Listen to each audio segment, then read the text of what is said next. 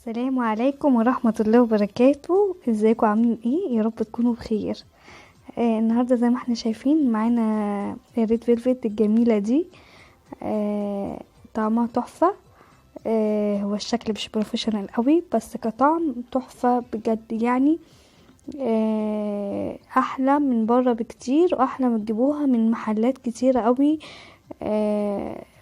وغالية يعني لو اتبعتوا الطريقة ومشيتوا على المقادير دي هتديكوا نتيجة حلوة جدا وطعم يعني فعلا فعلا يعني طعم فظيع.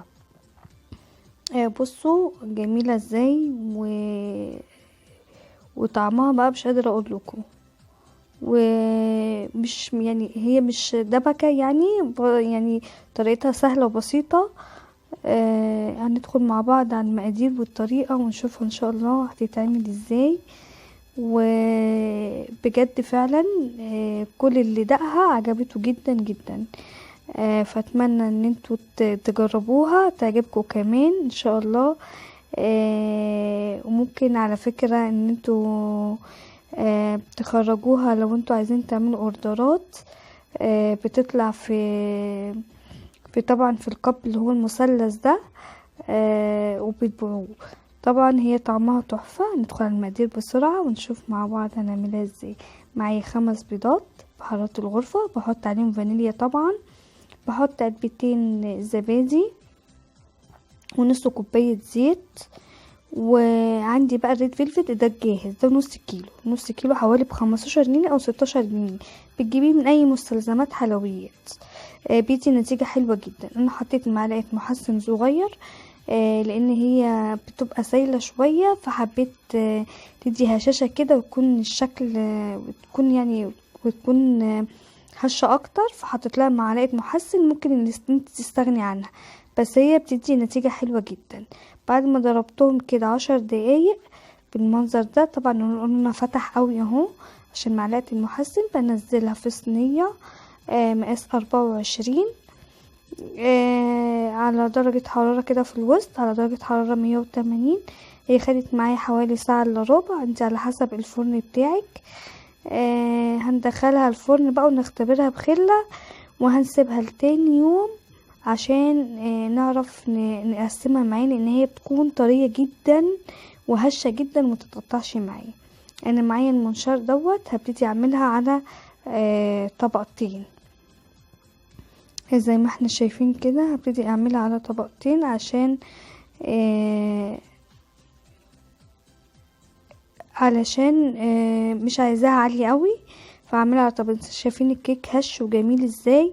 وهشيل الطبقة اللي على الوش ديت وهفرمها في الكبة عشان ازين بيها. هاجي اعمل الكريمة بتاعتي. معايا حوالي 120 جرام جبنة كريمي. ممكن تستخدم اي نوع جبنة. سواء اي نوع جبنة كريمي. كيري بريزدون دومتي بتنزل علب جبنة كريمي. المتوفر الموجود عندك اعملي. ضفت عليها نص كوباية سكر زي ما احنا شايفين. هبتدي اضربها كده بالمضرب السكر مع الجبنة لحد ما السكر يدوب خالص. تمام كده. لحد ما الاقي ان السكر داب هبتدي انزل بباقي المقادير بتاعتي. انا شغالة بالضرب كده بالمضرب لحد ما السكر يدوب زي ما احنا شايفين. معايا بقى كريمة تشيز. بحط منها نص كوباية بتديني نكهة وطعم تحفة. ده برضو بتجاب من عند مستلزمات الحلويات قولوا له كريمة تشيز باودر او باودر تشيز. بيدي طعم خرافة كنكهة يعني. هحط برضو كوباية كريم شانتيه على نص كوباية التشيز. ممكن تستغني عن التشيز بودرة التشيز دي ممكن تستغني عنها لو مش موجودة بس هي بتدي نكهة حلو قوي. بحط معايا كوباية لبن متلج كده وابتدي اضرب. ولو لقيت نفسي محتاجة تاني معايا كوباية تاني بس هي المقدار ده خد مني كوبايتين لبن متلج. ممكن بمية مثلجة بس اللبن بيدي بقى طبعا طعم حلو جدا.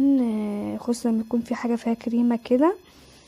هنا اول ديسك معايا كده بحاول اسقيه، رغم ان هي طرية جدا وحلوة قوي، بس حبيت اسقيها برضو.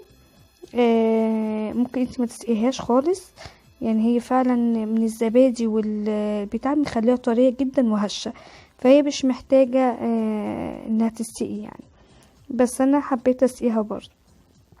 بحط جزء كده من الكريمة اللي انا عملتها وافردها. طبعا هي ريد فيلفت مفيهاش تزيين كتير، ولا ان انا ازين فيها كتير يعني، ولا اجلس. انا حطيت الطبقة التانية، طبعا كنت وسقيتها الطبقة الاخيرة، بس معلش الفيديو قطع هنا.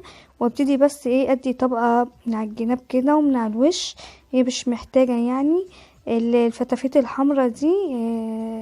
انا حطيت السكرابر او السكينة بتاعتي على وما خدتش بالي وعلى اللي انا كنت عاملاه في الكبة من الكيكة بتاعت الريد فيلفت اللي انا هزين بيها. ماشي، هي اللي عملت الشكل الفتافيت اللي انتوا شايفينها دي. هنا انا طبعا عملت بالجناب كلها. الطبقة الاخيرة انا حطيتها في الكبة ديت عشان قلتلكوا ازين بيها الجناب. ابتدي من باقي الكريمه كده اعمل روزيتات، هي ملهاش اي تزيين الريد فيلفت، يا دوبك هي بتبقى طبقات كريمه من الجناب في بين الطبقات، وبنعملها كلها بطبقه الكيك اللي احنا فرمناها في الكبه.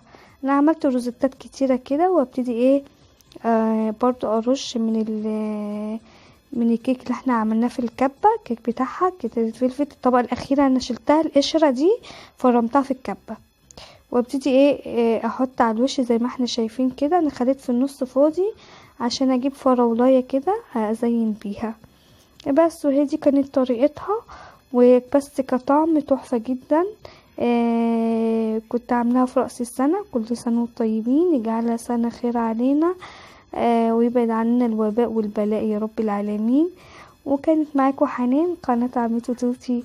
بحبكم في الله، يا رب اكون خفيفة عليكم. باي باي.